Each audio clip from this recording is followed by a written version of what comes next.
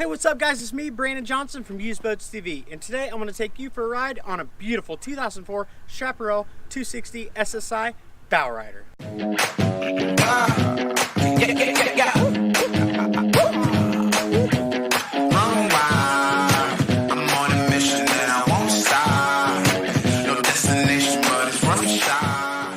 So I want to thank you for going on a ride with me.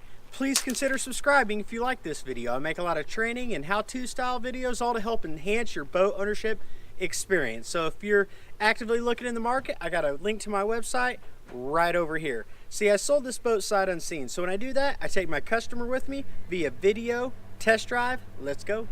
What it really means to live life golden. Golden.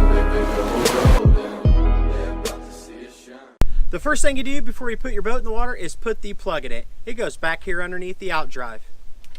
Hand tight is good enough for a day on the water. If you're going to leave it in the water on a lift, tighten it up with a wrench. So when you get your plug in, you go ahead and back your boat into the water. How far do you back it up? Until you see the rear end float. That's good enough. Then you want to go ahead and turn your battery switch on and fire it up. Once it's fired up, unhook it up front at the trailer, take off and go have fun. So we're going to put it in the water here. I hope the wind doesn't mess with my audio, because you can see it's a little windy. If Chris Farley was with us, we'd be doing just fine. Let's go.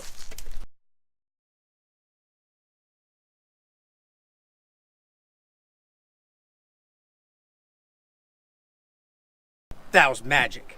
So once you get your boat in the water, you come back here, lift the engine hatch, and turn your batteries on.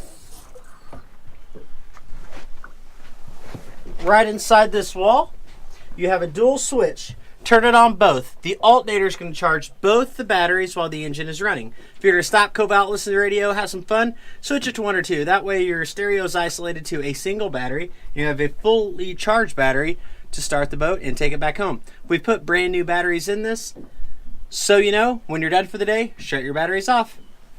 From there, shut said hatch, come up to the helm. I'll include a link to a video in the description that explains the 3 most common phone calls I get when your boat won't start. So be sure to check that out. But this is a multi-port injected engine, so we don't have to choke it, prime it, nor wait for it to warm up. We just, all clear, turn the key, just like that. Okay, you got tilt steering, so you can set this however you want it. Shifting, very smooth with the Bravo 3. You just push in the button, engage it into gear. There's a definitive catch for forward, like so. Neutral. Always stop your RPMs before shifting into the next gear, which would be reverse. Definitive catch, and your throttle range is beyond that. Okay? So we go into forward. Now, I've had a lot of people that are excited to drive, and as they accelerate, they have their finger on the trim up button. And what happens is, as you accelerate, showing the trim gauge, the outdrive comes out of the water. You start throwing off a rooster tail like that, and your boat will be going nowhere fast. Then you'll get an over rev. Okay, so let's trim back down. When you start off, you always want the boat trimmed down all the way. So the gauge does work, so let's look at the other gauges. We have tilt and trim, voltage, fuel, speedo. I know it warmed up today, but it's been freezing cold, so we've been struggling on our videos with ice in the line. I'll show you that is cleared out and cleaned out if it doesn't pick up out here when we get it on the trailer. Right here, tachometer, only 178 hours. Oil pressure, engine temp, depth finder, right there. Buttons and switches. Horn, blower, that ventilates the engine compartment. Bilge pump's automatic. Navigation light, that's the red and green that's built in up front, and the white light that plugs in the back. I'll show you that all these work when we do our interior and exterior walk around condition part of the video in the middle. At the end, be sure to check out our sweet drone footage. Okay, courtesy lights are inside, up there. Back by me, back underneath that seat, they all work. Now those are just standard bulbs. I got another video, I'll put a link in the description of the top 5 do-it-yourself inexpensive boat upgrades. Replacing lights are in there. Okay, water pressure, that's for the water pump. Right now it's winterized. That's why antifreeze shoots out, like so. So if you're going to use that, you'll turn the button on. Every once in a while you hear a gurg, gurg, gurg, gurg, gurg. That's just the water pump building that pressure back to the lines. Okay. Docking lights are the headlights up front, right here. Captain's call exhaust. On, off. Please remember, only switch that at idle speed like this, because what you're choosing is how your boat diverts the exhaust and water which it's using to keep the motor cool. What turns the flappers in there, and you're selecting that here, is a solenoid with a pencil thin lead bar. It's a little smaller in diameter. So not the first time, maybe not the 10th time, but I promise you one of these times you'll break the pencil, and that's not good. So switch that at idle. I'm gonna turn it off now, we'll turn it back on in a moment. Stereo's right here. It's a button that says stereo. That's convenient, okay? We'll turn that on down in the bathroom when we do our interior-exterior walk-around video. In the head, I should say. Mom's calling me. Wiper. Those are made for a splash, not a rainstorm. Please remember that. So, we're batting 1,000 on our gauges. Other than the speedo, I'll use GPS so we can kind of see our speed. I'm going to take that from Billy, and in this part of the video, I'm going to run the boat hard. We've been idle in a while. I'm going to run it hard, trim down. To see what our top speed is, trim down. Then I'll trim up so that we can allow the boat to get on top of the water, as that one video explains, and see what our true top speed is. Let's do it.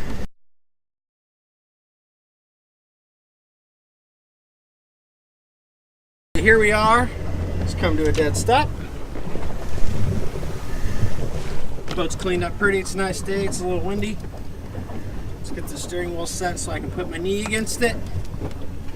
Gauge into gear. Now this is a Bravo 3, so it really sets the boat right onto plane. So I just kind of ease into it. You can hammer down too, but the Bravo 3 keeps the nose nice and flat. So if you notice, we don't have a big transition onto plane.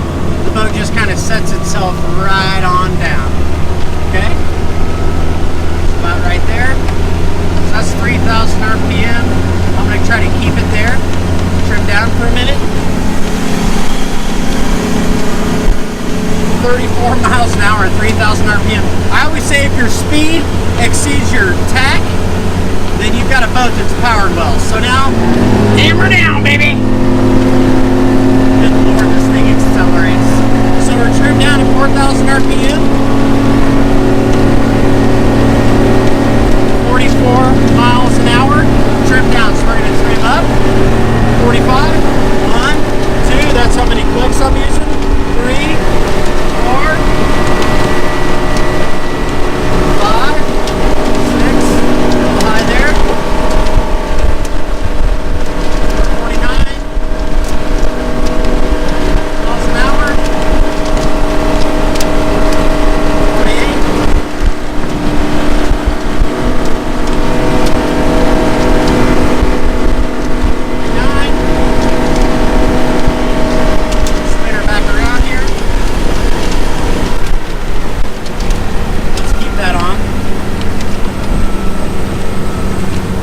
'Boat really holds to the water well.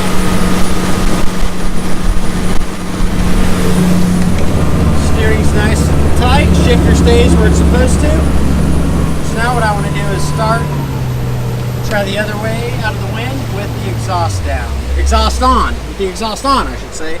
So remember, we only switch that at idle speed. There we go. Now let's listen to this bad boy purr. Trim back down. Always start off trim down. Right there on our gauge. Hell yeah. As soon as we pop out of the water, listen to that! Woo! Hell yeah! This boat's a hill raiser. We should call it the hill raiser. Scoot up in here. Trim down, 42 miles an hour, 43. Now it's 45. Then we'll trim up. 1, 2, flex, 3, 47.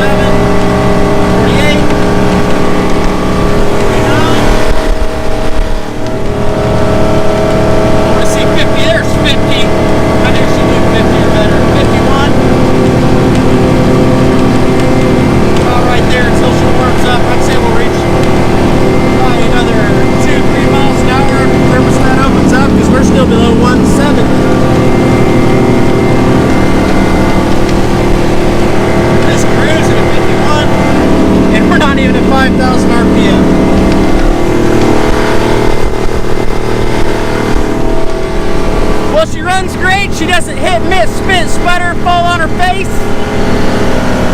Runs like a pissed off goat. I don't know if they run or not, but we're gonna go put it on the trailer, and I'm gonna show you how to do that. Maybe some hints in just a moment.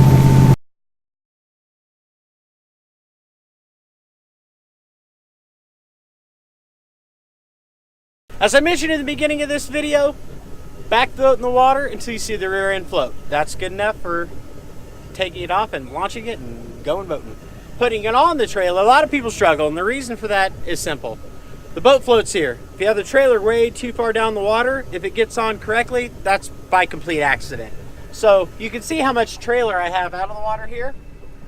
And on your new trailer, I had it made specifically for this boat. So the bunks should line up perfectly. So the front center bunks are nothing more than guide bunks. The outer bunks are more for support. The bottom ones are just for guiding. So remember, nothing's herky-jerky.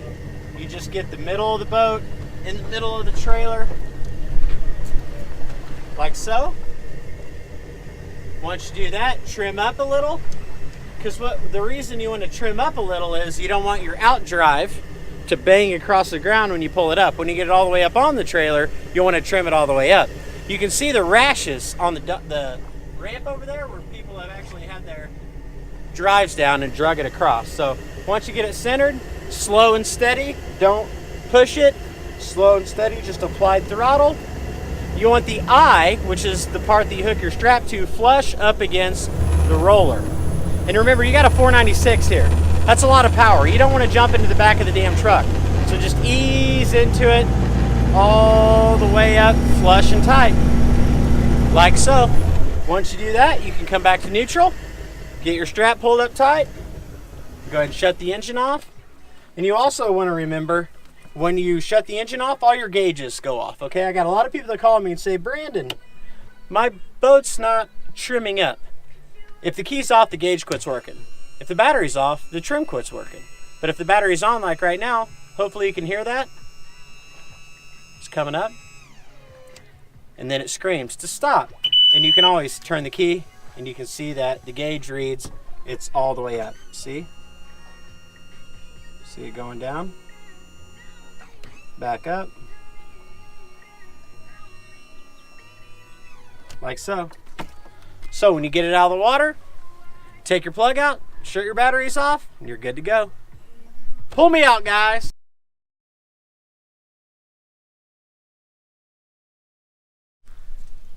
All right, as you can see, this baby looks awesome on your new trailer. Look how sweet that is. Let's take a hard look at the condition. So the outdrive had some electrolysis on it. I touched that up the best I could. I can always put a chrome fin on there if you want, just let me know. I also kind of hand polish your props personally, just with steel wool and metal polish. Okay, so let's look at the gel coat. Let's go above the rubber rail. I didn't see anything here at all. I wish I could turn this microphone, but I can't. So you got pop out cleats, like so. Yes, I can. Like this. Look at there.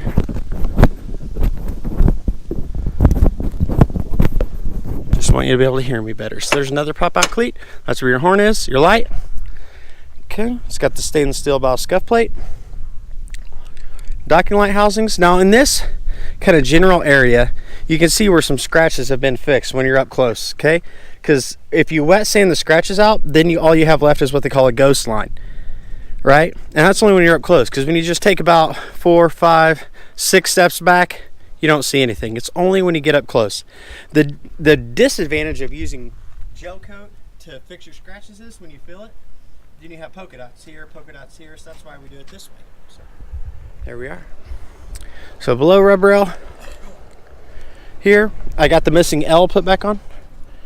Right here. Well, I didn't get it put back on, I had to go get one. So looks good on your trailer. LED lights. Now this is the heavy duty trailer with 6-inch steel, the Bulldog built-in jack, 2 5/16" ball, and a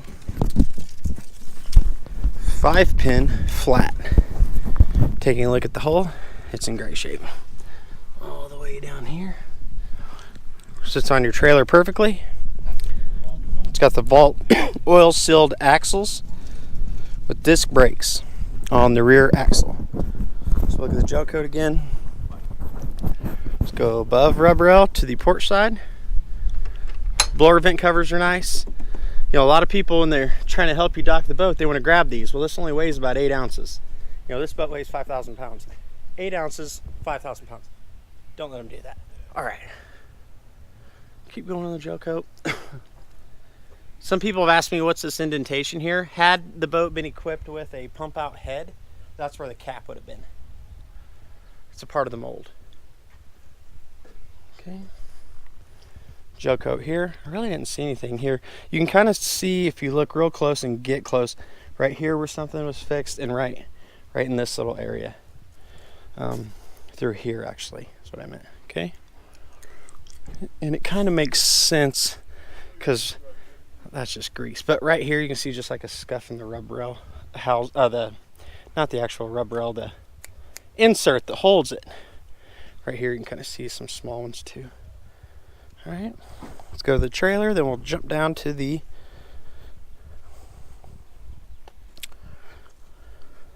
hull. So nothing bad to say over here. Now we're going to check and see if your lights work.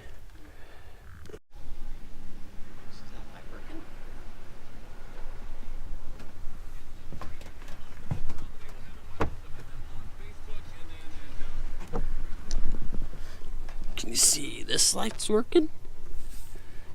Docking light's working? That docking light's working? Now let's look at the interior condition. Alright, climbed aboard your boat. Swim platform's in great shape.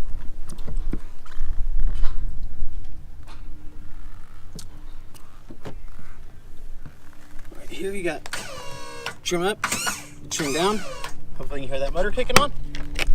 Got your transfer shower that pulls out, like so. Let's just take a hard look at the condition. I had a big vinyl repair done right here, where someone had dropped the bimini down. Okay. Here's where your table and support poles are. Table poles back there. I doubt they cleaned this. Oh, they did. Still got to plug it in the cooler. Lights working.